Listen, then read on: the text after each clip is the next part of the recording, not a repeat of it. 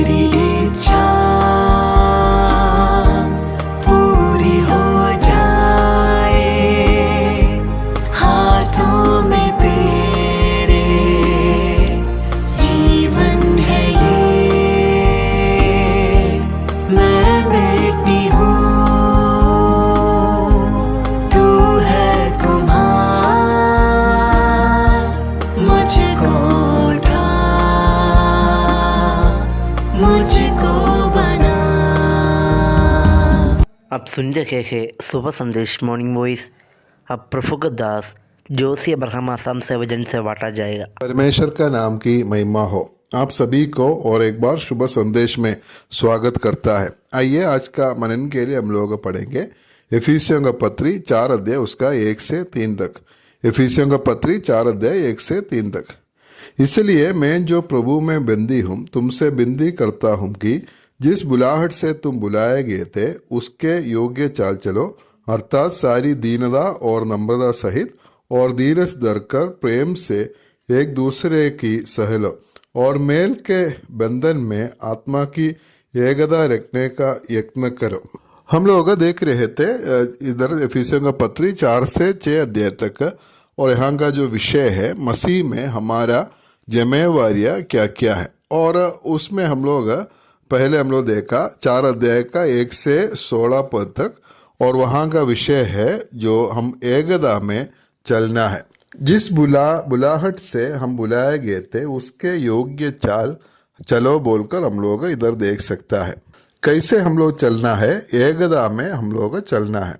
हम लोग इधर जो पढ़ा है 4 अध्याय का 2 और 3 पद में हम लोग देख सकता है हम लोग का बीच में जो एकता को बनाए रखने के लिए हम लोग में होने वाला 7 अनिवार्य बातों को हम लोग देख सकता है। एकता अगर होना है तो हम उसके बीच में ये 7 स्वभाव होना बहुत जरूरी है। और उसमें सबसे पहला जो स्वभाव हम लोग दूसरा पद में हम लोग देख सकता है दीनता।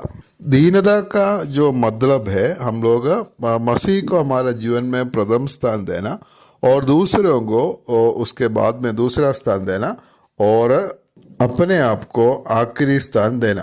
प्रभु यीशु मसीह दीनता का सबसे बड़ा नमूना है। ये सारा स्वभाव हम लोग प्रभु यीशु मसीह से ही हम लोग सीख सकता है। इफिसियों का पत्री दूसरे अध्याय में हम लोग आएंगे। इफिसियों का पत्री दूसरे अध्याय उसका तीसरा पद का जो आखिरी भाग में हम लोग दीनता का मतलब हम लोग देख सकता है। उधर हम लोग ऐसे पढ़ता है दीनता से एक दूसरे को अपने से अच्छा समझो। दूसरे लोगों को अपने से अच्छा जो समझने वाला वो स्वभाव है दीनता।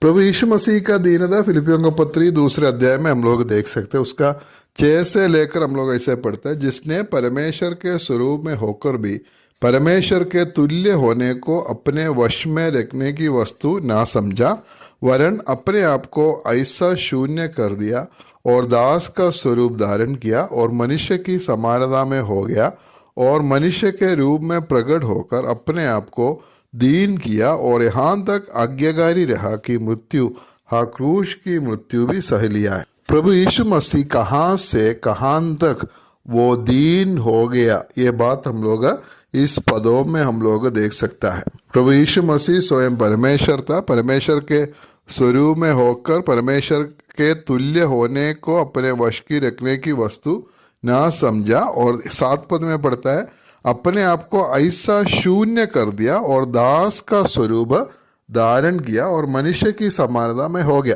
प्रभु यीशु मसीह और क्या हुआ, सारा महिमा में रहने वाला जो परमेश्वर अपने आप को शून्य किया है। यह सारा विश्व ब्रह्मांड को और उसमें जो कुछ है सब कुछ बनाने वाला जो परमेश्वर है वो परमेश्वर शून्य कर दिया, अपने आप को शून्य कर दिया है। और वो है प्रभु यीशु मसीह का जो दीनता है और दास का स्वरूप धारण किया। सबका सृष्टिकर्ता होकर और सबका मालिक होकर प्रभु यीशु मसीह दास बन गया है और अपना एक सृष्टि का समानता में मतलब मनुष्य की समानता में हो गया। और हम लोग नीचे हम लोग देख सकता है अपने आप को दीन किया और क्रूस की मृत्यु भी सह लिया है, और सबसे बड़ा और दर्दनाक और भयानक मृत्यु भी मनुष्य के स्वरूप में होकर प्रभु यीशु मसीह सह लिया है। और इधर हम लोग प्रभु यीशु मसीह का दीनता को हम लोग देख सकता है।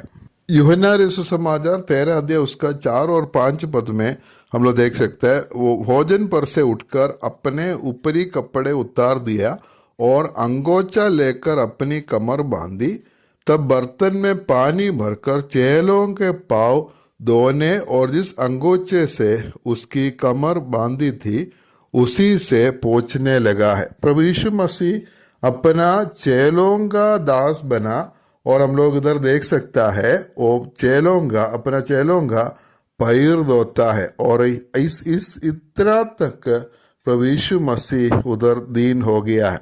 यूहन्ना रसूल समाचार 3 अध्याय का 3 पद में यूहन्ना बपतिस्मा दादा बोल रहा है, अवश्य है कि वो बढ़े और मैं घटूं। इधर प्रभु यीशु मसीह के बारे में वो बोल रहा है, प्रभु यीशु मसीह वो बढ़े और मैं घटूं।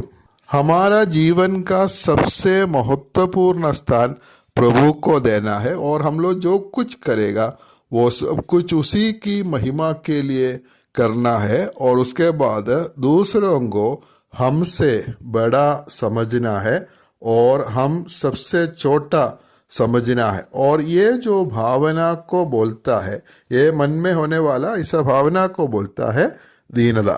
ऐसा दीनता का एक आदत, एक स्वभाव हमारा जीवन में होना चाहिए।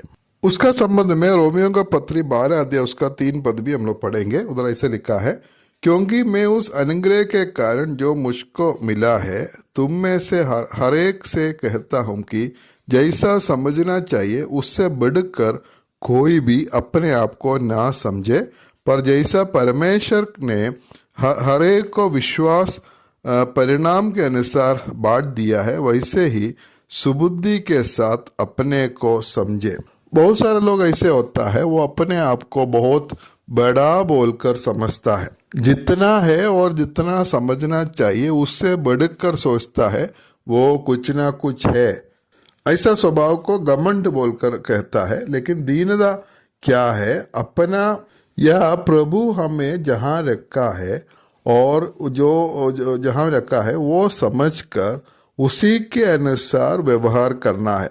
इसलिए इफिसियों का पत्री 4 अध्याय 2 और 3 पद में हम लोग देख सकते हैं, उधर 7 जो स्वभाव है, ये 7 स्वभाव जो है एकता को बनाए रखने के लिए बहुत जरूरी बात है, और उसमें सबसे पहले आते हैं दीनता।